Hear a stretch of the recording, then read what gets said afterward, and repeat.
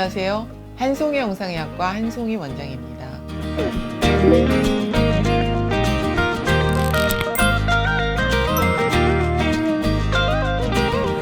자가검진은 생리 후에 유방이 가장 부드러울 때 누운 상태에서 미끌거리는 젤이나 오일을 몸에 바르고 손가락 끝을 이용해서 양측 유방과 겨드랑이를 골고루 만져보면서 이상이 있는지 혹은 전과 다르게 느껴지는 부분이 있는지 체크하는 방법입니다.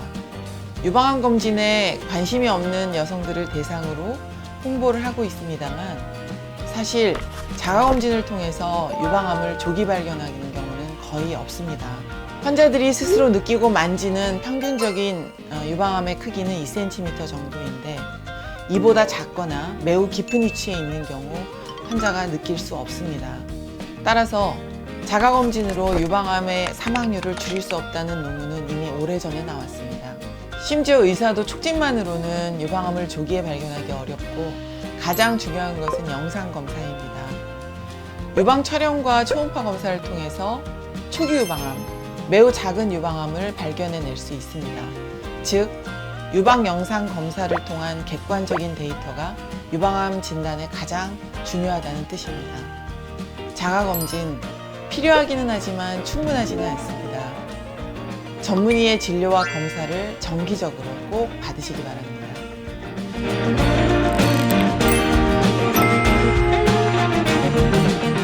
영상의학과는 질병 진단에 필요한 영상검사와 판독, 그리고 조직검사를 수행하는 학문인데요.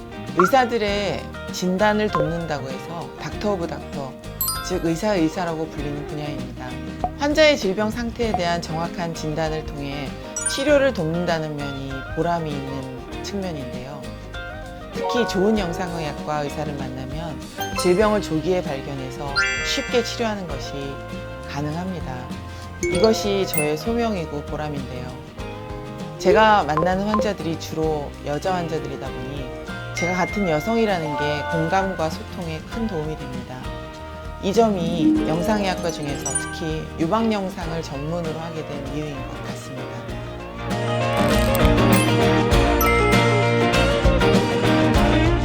유방암은 여성암 중 가장 흔한 암 중에 하나이고 환자 수도 계속 증가하는 추세라서 주변 지인이나 가족 중에 유방암을 진단받는 것을 보고 놀래서 오시는 분들이 많습니다.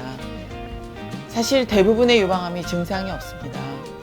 유방암에 대한 과도한 공포심을 가질 필요도 없지만 유방 건강에 무심해서도 안 됩니다. 유방암이 비록 사망률이 높은 암이긴 하지만 언제 발견하느냐에 따라서 치료 경과는 매우 다를 수 있습니다. 증상이 있던 없던 암은 내 몸 속에서 자라고 있을 수 있습니다. 가장 중요한 것은 내 몸의 상태에 관심을 갖는 것이고 정기적으로 유방검사를 받는 것입니다. 정기검진을 제대로 받는다면 조기 발견은 어렵지 않고 치료도 어렵지 않습니다. 피부관리실에 가서 피부관리를 받듯이 내 몸 건강 상태에 대해서 체크하고 관리를 받는다는 마음으로 병원에 편안한 마음으로 오시면 좋겠습니다.